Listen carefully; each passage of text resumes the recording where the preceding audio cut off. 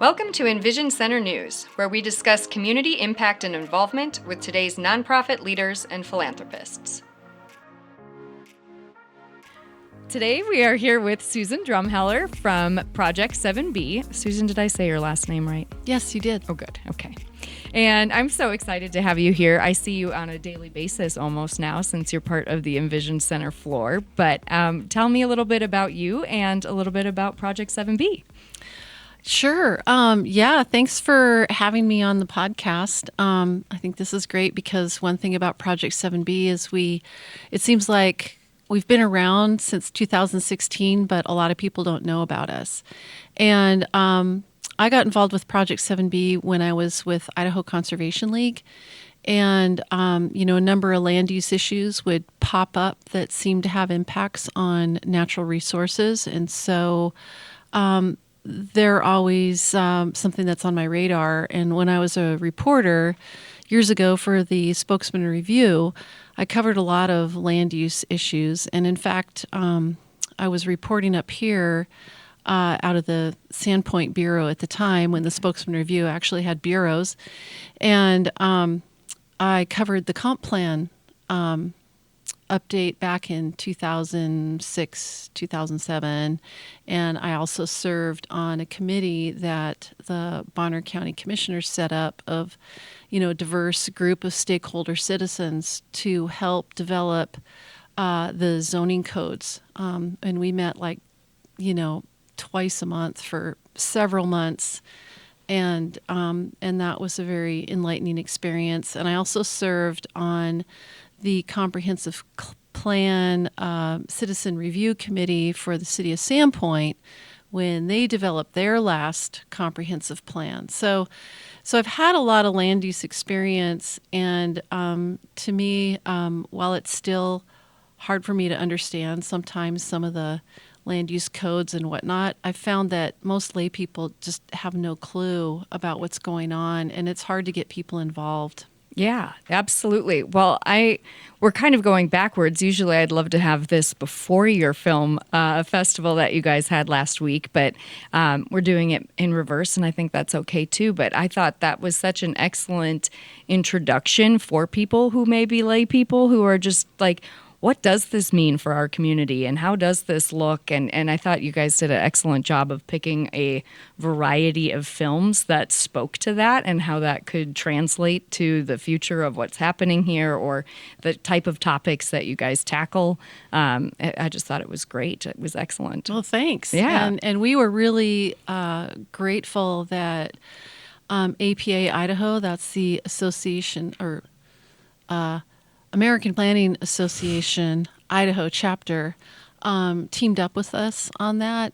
They've got funds that are set aside for educational events, and so they were able to provide funding for the venue and also to pay for the rights to show Citizen Jane, Battle for the City, which is a really excellent documentary, and you can get it on Amazon Prime, I believe, Prime Nice. TV. Yeah. Yeah, that was inspirational, very educational. I would have had no idea.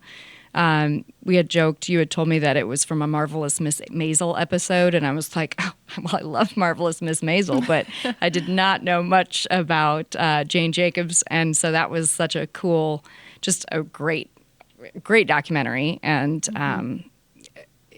it's kind of staggering, really, to think about what could happen if there were not people who stand up for that type of growth and that kind of, not dictatorship, but it kind of felt like it was a little bit of a dictatorship in New York at that time.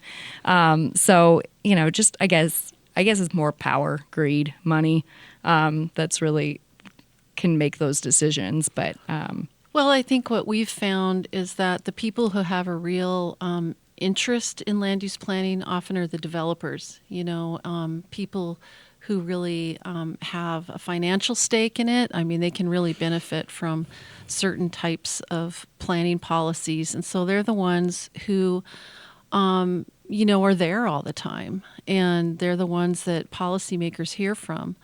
And, what we'd like to see is more regular citizens to feel empowered and knowledgeable enough that they can engage in these issues, and including not just the not in my backyard issues, where there's something happening next door to you that you're like, oh my gosh, what is this going to do, to our water quality, or what's this going to do, to the peace and quiet of my neighborhood, or whatever the issue might be, traffic. There's all kinds of impacts that can happen from high density development that might come in next door, or a certain type of commercial use or something. But how can you engage in a proactive way that is, maybe can, even if it can't stop the project, maybe it can make it so it's compatible with your neighborhood. So, and then everybody can get something. So, yeah, because we are going to grow, and I think that's the challenge. How do we grow in a way where we protect these things that we love so much about Bonner County? We have so much to offer here, so many outdoor amenities, and it's drawing more and more people. But if we don't grow in a way that's responsible, we're going to become like every other place in the country that's, turned into, sprawling, smoggy places.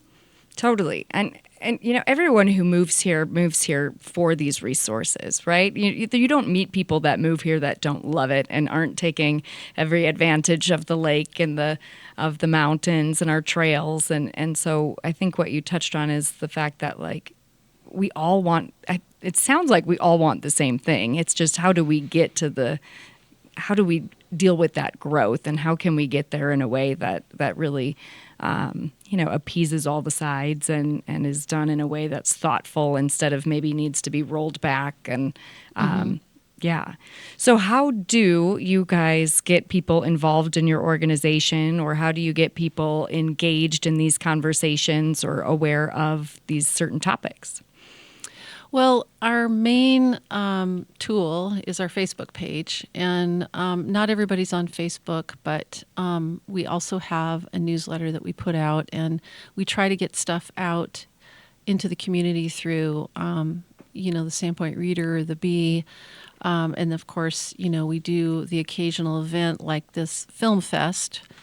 So the Facebook page, though, we do have a part-time coordinator who basically combs through the legal notices and tries to keep track of the agendas and stuff that's coming out in the paper about, for instance, as we heard the other night, the city of Sandpoint has openings on their Planning and Zoning Commission and some other advisory committees. So we try to post that stuff so at least people know about it.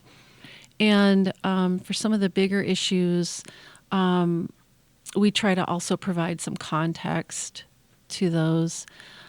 We'd really like to get people involved in, for instance, the final chapter of the comprehensive land use plan update in the county, because that's going to determine the direction of how we grow for the next 10 or 20 years.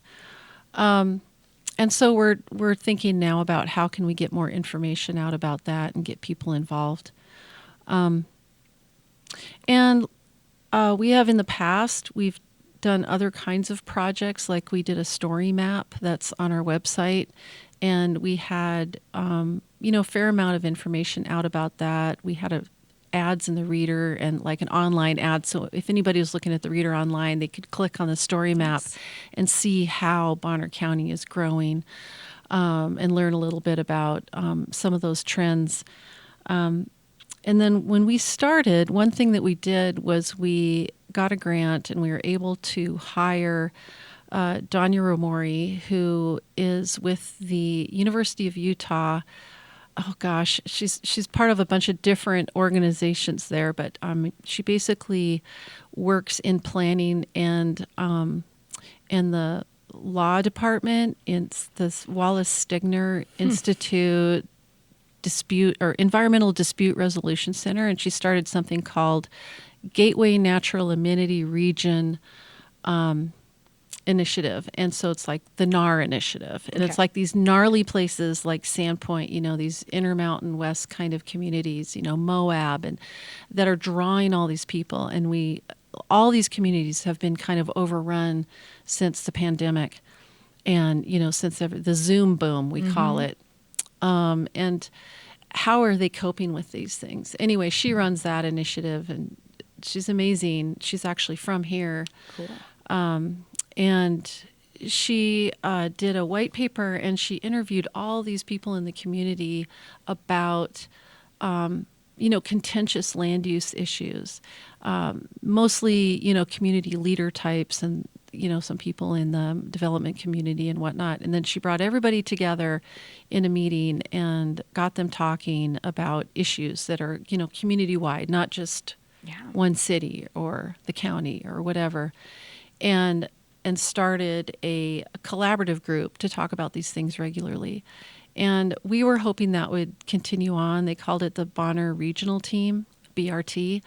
And that met for, a few months, but then they ran out of money and they didn't come up with the funding to keep it sounded going. Amazing. Yeah, they were working on issues like affordable housing and, growth in the wildland urban interface, the more growth we have in the woods out in the fringes, the more costly and difficult it is to, defend those areas if there is a wildfire. Things like that. And also growth in these areas called the areas of city impact. So each city has an area of city impact and it overlaps, with county jurisdiction. And so when counties, they have agreements between the county and the cities on how things are going to grow there, or at least the cities get to comment on proposals in those areas. So that was another area where we were hoping there'd be some really good, robust discussion and maybe lead to, updated agreements that are more beneficial to everybody. Yeah. Well, bummer that had to go away. So it's funding mainly that had to close that down. I think it was sort of a lack of leadership, frankly. Okay. Yeah. Yeah. If there was something that you guys could benefit from the most as an organization, what would that be? Would that be somebody who's great at leading those kind of conversations? Would it be marketing and getting out the message? Would it be, an engaged board of directors, or what kind of all thing of the is it? above. Everything. Give me the works. Yeah. We have a good board, but everybody's really busy, and so we are largely volunteer run, but our coordinator has been essential. And so we have a very small budget, and basically it funds her. Okay. And she works part-time. And then we occasionally get grants to work on special projects. So one thing we want to do is we would love to build our capacity so we could have somebody who is full-time or maybe a couple half-time people or something so that we could do more. And one thing that we have on our agenda is to do more toolkit kinds of things, because we do get contacted by people who have, development projects that are popping up in their neighborhoods and they need help trying to understand what to do or where to go for information. And so we'd like to do things that are sort of like tutorials or a toolkit that they could either access on our website that kind of says, here's what you need to do. Super smart, and it would get used a lot. Actually. Yeah, or online tutorials that show you how to research projects, like, how to find the code section that's relevant to, the issue that's at hand. Yeah, because it gets kind of complicated, and so that's one thing we'd like to do, and we look up to groups like there's a group down in Driggs, Idaho, called VARD, Valley Advocates for Responsible Development, and they have 3 or 4 staff members, one of whom is an attorney, and so they're really effective. They're able to do a lot in terms of engaging in planning in a more, activist advocate kind of way. Right. One thing about us is we're pretty focused on education and getting the word out. We do take a stand on some issues, but we try to keep it more in the realm of things that are more policy that kind of can be broader impact and not one-off kinds of things, because we just don't have capacity for that. Sure. But occasionally there is something that comes up, like the Camp Bay issue, where we think this has, pretty broad implications, and it's a public asset that we figure is, at risk of being lost. I think too, just the name Project 7B feels very like open and not controversial or divisive. And so if you were always like advocating for something or like picking a project that was like, we're going to fight this now, I think it would lose that like appeal, or that, okay, we're just here to look at all of these things, look at the policies that are going into it, instead of kind of, does that make sense? Or maybe I'm reading that completely wrong, but if it's always a battle, we're fighting for this, we're fighting for this, I think there's a little bit of fatigue that comes with that. Oh, for sure. Yeah. I mean, it's hard to play whack-a-mole. I bet. And I feel like in the long term, I mean, I guess if we can kind of increase the, just sort of the land use literacy of our area, and we can, have more people just involved, they can kind of carry their own water, on those things, and bring, good, productive kinds of input, either to the city or to the county, and hopefully, they'll be more responsive to that than just listening to, kind of the growth and development side of things. Yeah, absolutely. Okay, so do you have any closing thoughts or ways that people can get engaged with you? It sounds like Facebook page is a great thing to follow if you're interested in this topic, or do you have any volunteer opportunities coming up? What's coming up on the horizon for you guys? Well, if anybody's interested and is in the city and interested in being on planning and zoning, I think we'd really like to encourage them to consider that. I mean, it is really important. And so that's obviously a big commitment. And that's a volunteer opportunity through the city. We're always looking for good board members. I mean, if somebody has something that would be helpful to us in terms of either they're interested in fundraising, or they're interested in, have special skills to bring to the table, or really interested in maybe just going to some of these meetings and helping us keep track of what's going on, because there are so many different things going on. It's hard for us to stay on top of it. So I guess that's a big volunteer thing we could use, is more people who are just willing to be, tracking these things. Yeah. And those people exist, right? Yeah. You meet people in the community and you're like, gosh, how do you always know what's going on? Like, there's just those folks that have a heart for these things and a passion for that. And we do have, a loose network. We do need to make it maybe a little bit more formal, in terms of just, so like myself and, our coordinator and other board members, it's not up to us to monitor all these meetings. Not that we have to all the time, and you can watch them on YouTube and things like that, but they're time consuming. Yeah, absolutely. So we could use some help with that. We are working with Idaho Conservation League and Connexu Land Trust and Lakes Commission. So hopefully later this summer we might be having an event that's going to be kind of a lake appreciation event. Nice. We are working on a map that's going to show like all the public access points. And we want people to, be aware of those, that, some of them are known and some are not quite as well known. Mm-hmm. But, we really think that, even the not very well-known ones might serve a nice local neighborhood Yeah, very well. absolutely. And yeah, so that's one thing just to keep. That's one thing we're working on right now is Nice. that project. Great. Do you guys have a graphic designer? I know a couple. We have somebody working on it. Oh, so, perfect. Yeah. Okay. Hey, are all of the links to the videos that you showed on your website or on your Facebook page in case people wanted to go back and view any of those? Yes. And I need to check and see because I know that we put them on a page, and I'm wondering if you can navigate there from our homepage. I know there's a link to them that was posted on Facebook. Nice. Just Okay. last week. Perfect.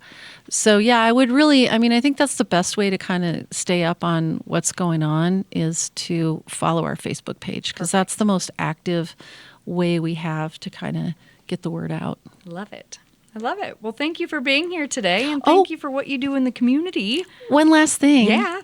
We are participating in Idaho Gives as nice. well. Okay. So, and we could use more money all the time so that we can, spend more time looking into things and, building these toolkits and trying to make sure that we can actually let people know how they can be more effective when they're involved. Perfect. Yeah. I love it. Okay, so Idaho Gives, that is a fundraising tool that's all across Facebook again, right? That's the easiest way for people to give on Idaho Gives, correct? I think so. So, Yeah. That's how we'll be promoting it. Perfect. And it's coming up pretty soon. I think it starts on the 30th. Yeah, like next week. Yeah. I know. And this because we just did this one event, I'm not sure how ready we are for it, but I know we've signed up and all that. So Well, I hope it's successful, and I'm just glad that you guys are an organization, that you're getting your feet under you, that you've got volunteers, that things are happening. And like I said, I thought that last week's event was an excellent introduction to what you guys are doing and to the work that's being done here in the community. And I think it was really well attended, so I'd be proud. Yeah, we're really pleased. Good. Yeah. Awesome. Yeah, it was great. Thanks for coming. Yeah, and thanks for being on the show today. Sure. All right. My pleasure. Thanks. Yeah. Bye, Susan. Bye. Thanks for listening to today's episode. For more information, you can go to crecIdaho.com. Please like, share, and subscribe. We'll see you again soon.